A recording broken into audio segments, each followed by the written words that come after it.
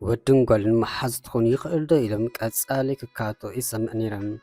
ኣነ እውን እንታ ኸም ዘይኮኑ ይኹኑን ፈርቓን ኢለ ምስቶም ክኾኑ ይኽእል እዮም ዝብሉ ሰባት እየ ዝምደብ ነይሮም። እንተኾነ ዝሰረባን ግብረን በቢኒ ኣብ ልዕለይ ምስ ወረደይ ተፈሊጡኒ ግዲ ሓቀ ተፈለማ ምስ መሓዘይ ከም ተራ ሰብ ንፅወት ምስ በቃ ብኸምኡ ድማ ሂወትና ንመርሕ ነርና። ግና ሓደ መዓልቲ ምስ ሓደ ወዲ ክትዛረብ ምስ ረኣኳ ምዝራብ ዘይኮነ ግና በቃ ብፍሉይ ተሓጒሳን ካብኡ ምስ ተፈለይቱን ብዛዕባ ክትዛረበኒ ምስ ጀመረት ሕጂ ዶ ክሕሱ ኮይነ ባሕ ይበለንን። ንምንታይ ባሕ ዝበለኒ ግና ሽዑስ ኣይተረድኣንን። በይነ ምስ ኮንኩ ግና ወድን ጓልን መሓዛ ክኾኑ ኣይኽእሉን ዝብል ዝዛረባዩ ኣብ ቅድሚ ኣእምሮይ ዝተቐጀለም። ካልእ ዳእሞ እንታይ ክብሊ ከምዚ ናይ ቀንዐ መንፈስ ኮ ተሰሚዕኒ። ሓቀይ ዶ ጠባይኸ ይቀየርን ኣሎ ክትብለን ጀመረት። ምሽንዓ ንኣይ ከማን ኣደንፂኒ እዩ። ካብታ ሻዕ መዓልቲ ንዝኾነ ወዲ ክትዛረብ ክርአ ከለኹ ስን ኣእምሮይ ይሓርቕ። ወረ ሕልፍ ሓሊፉን እውን ከጓጠላ ጀመርኩም። ምስ በዝሓ ግና ስማኣነስከ ንስኻ ሓቀይ ዶ ምቁፃር ኣብዚሕካለይ። ቀዳማይ ነገር እኽልቲ ጓል ዘክፋዕልኝ ዝፅብቕልኝ ዝፈልጥ። ካልኣይ ነገር ድማ ኣነስኻን ካብ ምሕዝነት ሓሊፉ እንታይ ዶ ካልእ ኣለናዩ። ብርግፅ ከይጉዳእ ሓሊኻሊ ክትኾን ትኽእል ኢኻ። ካብኡ ዝተረፈ ግና ብጣዕሚ ትቕየረኒ ኣለኻ ብኡ መጠን እውን ትሕርቐኒ ኣለኻ ምስ በለትኒ ኣቲ ንሱ ደኣ ሓቅኸ እንዳበልኩ ምስ ነብሰይ ካብ ስቕ ሓሊፈ ግና ክምልሰላ ሽዑስ ኣይተሰማዕኹን።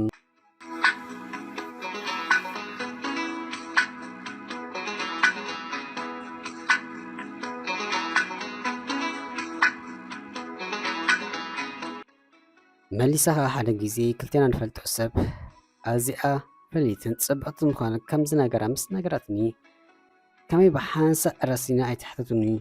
ውሽጠይ ብሕርቃን ክቃፀለ ግዜ ኣይወሰደን። ሓፍ ኢለ ኮፍ በልኩም እንታይ ደኣ ድሓን ዲኻ ክትብል ሓታትን እንድዩ መልሰይ ግና በቃ ሽማ ወዳት ክተልዕለለ ከላ ይበሳጭ ይሓርቕ። እቲ ሕማቕ ነገሩ ድማ ዝኾነ ነገር ዘይተሓብኣለይ ምዃነ እዩ። ዘዝበለዋ ድማ ኣሪቕ ውፅር ኣቢላ ካብ ቀደማያ ተምፃለይ ግዲ ሓቂ ዋላ እቲ ፈለማ እውን ስኢለይ ዝሰምዓ እምበር ብዝኣ ዝኾነ ወዲ ኣማኽረኒ ኢላ ምስ ተሓተነ ጥርሒ እምበር ዝዛረብ ካብኡ ብዝተረፈ ግን ተዛሪባ ኣይፈልጥን።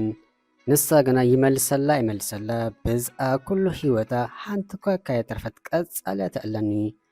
ምናልባት ኣብ ልዕለይ ዘለዋ እምነት ይኸውን በቲ ሓደ ከዓ ምናልባት ፅኒለ ስለ ዝሰምዓ ዶ ይኸውን።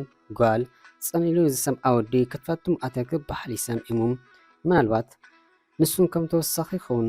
በቲ ኮሚኒቲ ግና ንሳ ዋላ ደኣ ኣይትቀየር ግና ኣነ ተቐይረ ፈፂመ ምስ ዝኾነ ወዲ ክትርአ ኣይደልን ኣይብሕግን።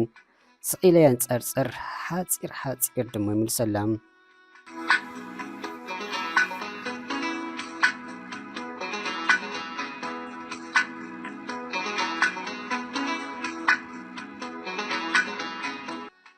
መቼም ሓደ ግዜ ኣብታ ኩሉ ግዜ ሽሕን ሰተይላ ካፈ ኮፍ ኢልና ከለና ስነግረካ ኣለኒ ትብለኒ።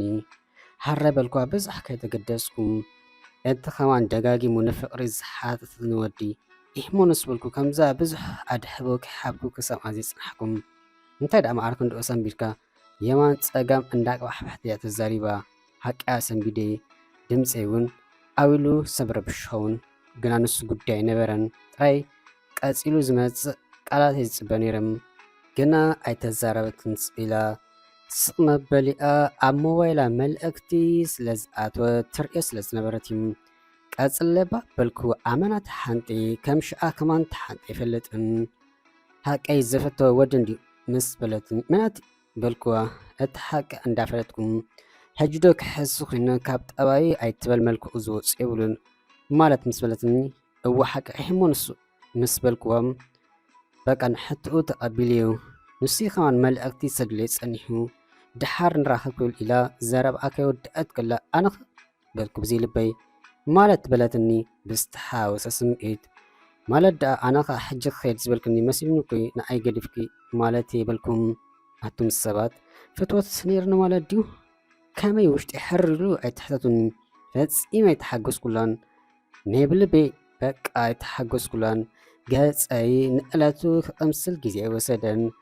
ፅቡቅ ገበርኩምሽ ምስ በለትን ኣይመለስኩላን ጠሚተያ ስቕበልኩም ብውሽጢ ግና ሓቆም እዞም ሰባት ወድን ጓልን መሓዝ ክኾኑ ኣይክእሉን እዮም ክብሉ እንዳበልኩ እሞ ንኺድ ደሞ በልኩም እዋእ ሕጂ እንዲና ተረኺብና ድሓር ከዓ ጽቡቕ ጌርና ሕጂ ንቐልል ድሓር ምስ ኣፍቃሪ ምስ ኮንኩ መቼም ዝበዝሐ ግዜ ምስኡ ከም ዝሓለፎ ኣትዝንግዖ ትኾን ምስ በለትኒ እዋ ሓቂ ገዛ ዝረስኣኾ ነገር ሕጂ ዘኪረ ኮይነም ንእና ኢለ ቀዲመ ብድድ በልኩም ኣማ ኣጾ ተፈላለና ገዛና መንገዱ በበይኑ ካብ ሕጂ ንግና ገዛና ጥራይ ዘይኮነ ህይወትና እውን በበይኑ ኾኑ እንዳበልኩም ምስ ነፍሰይ ካብኣይ ምስራሓቃት ግልብጥ ኢለ ጠመትክዎም መንገዳ ትገብር ነይራ ሓንሳብ ደው ኢለ ተኣዘብክዋሞ ኣነ እውን ሕቆይ ሂበያ መንገደይ ቀጸልኩ